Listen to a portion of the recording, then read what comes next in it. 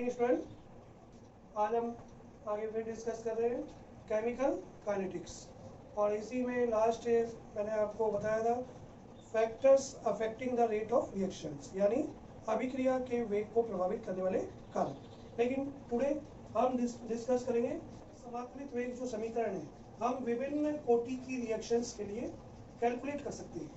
जिसमें सबसे पहले हम बात करेंगे शून्य कोटि की अभिक्रिया के लिए समाकलित वेग समीकरण। अब सबसे पहले बात आती है what is the zero order reaction. शून्य कोटि की अभिक्रिया क्या है, इसको मैंने अपने लास्ट वीडियो में डिस्कस भी किया था। इसकी एक डेफिनेशन दी थी। हमने कहा था कि वेग समीकरण में भाग लेने वाले कुल क्रियाकारक अणुओं की सांद्रता के पदों के घातांकों का योग यदि शून्य होता है तो वो हमारे लिए क्या कहलाती है, शून्य कोटि की अभिक्रिया कहलाती है। यहाँ मैं कुछ एग्जांपल देता हूँ। जैसे मैंने कहा था H2 plus Cl2 equal to 2HCl. This is the zero order reaction. इसकी ऑर्डर क्या है, जीरो है। ये लेबोरेटरी रिजल्ट है, प्रायोगिक परिणाम है, प्रयोगों से पुष्ट हुआ है। एक और एग्जांपल देता हूँ। जैसे अमोनिया है, इसका डिसोसिएशन होता है प्लेटिनम की प्रेजेंस में, तो ये रेट इक्वेशन भी क्या है, जीरो ऑर्डर है। क्योंकि इसके लिए जब रेट इक्वेशन को लिखा जाता है तो हम इसको ऐसे लिखते हैं,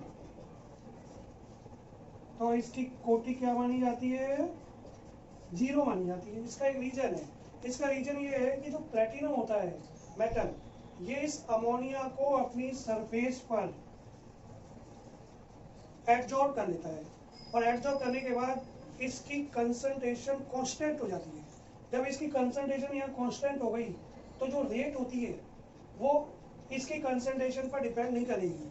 जब डिपेंड नहीं करेगी तो इसकी पावर्स को हमेशा क्या लिखा जाता है, जीरो लिखा जाता है। और इसी रीजन से इस रिएक्शंस की ऑर्डर जो होती है वो क्या हो जाती है, जीरो हो जाती है।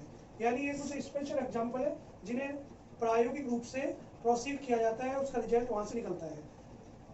तो ये जीरो ऑर्डर रिएक्शन के एग्जाम्पल हो गए। वेग इक्वेशन निकालने के लिए हम कहते हैं, मान लीजिए कोई जीरो ऑर्डर रिएक्शन ये प्रोसीड हो रही है, A इक्वल टू उत्पाद। इनिशियली इसकी प्रारंभ में हम कहते हैं इसकी जो कंसंट्रेशन है इस A की रिएक्टेंट की, ये है स्मॉल a मोल पर मीटर। और T समय बाद क्या होगा, इसमें से X डिसोशिएट हो गया, यानी प्रोडक्ट में चेंज हो गया। तो रिमेनिंग कितनी बचेगी, शेष कितनी बचेगी, A माइनस एक्स। ये जो A माइनस एक्स कंसंट्रेशन है वो है T समय बाद। तो इसके लिए जब अवकलित वेग समीकरण की बात आती है तो हम कहते हैं कि माइनस dA अपॉन dt, इसकी कंसंट्रेशन T समय पर, ये प्रोपोर्शनल हो जाएगी इस रिएक्टेंट की पावर्स के जीरो की, क्योंकि ये कौन सी ऑर्डर की रिएक्शन है, जीरो ऑर्डर की रिएक्शन है। फिर हम ये कहते हैं कि जो T समय पर A की कंसंट्रेशन है वो यहाँ कितनी होती है, A माइनस एक्स, इसको लिख दिया और प्रोपोर्शनल को हटाकर एक कांस्टेंट लिख दिया K0, और ये हो गई A की पावर जीरो। फिर हम इसको डिफरेंशिएट करेंगे। डिफरेंशिएट आपको मैथमेटिक्स में आता है, तो हम कहते हैं माइनस dA अपॉन dt। इसका क्या होगा, प्लस साइन चेंज हो गया dx अपॉन dt, और ये लिख दिया हमने K0। हेयर जो इसकी कंसंट्रेशन क्या हो गई, एक हो गई, क्योंकि किसी भी चीज की जो पावर्स अगर जीरो है तो उसकी वैल्यू कितनी हो जाती है, 1 हो जाती है।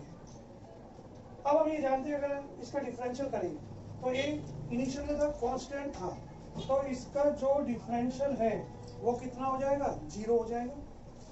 यानी ये तो हो गया जीरो, ये रह जाएगा dx अपॉन dt बराबर ये किसके आ जाएगा, केवल K0।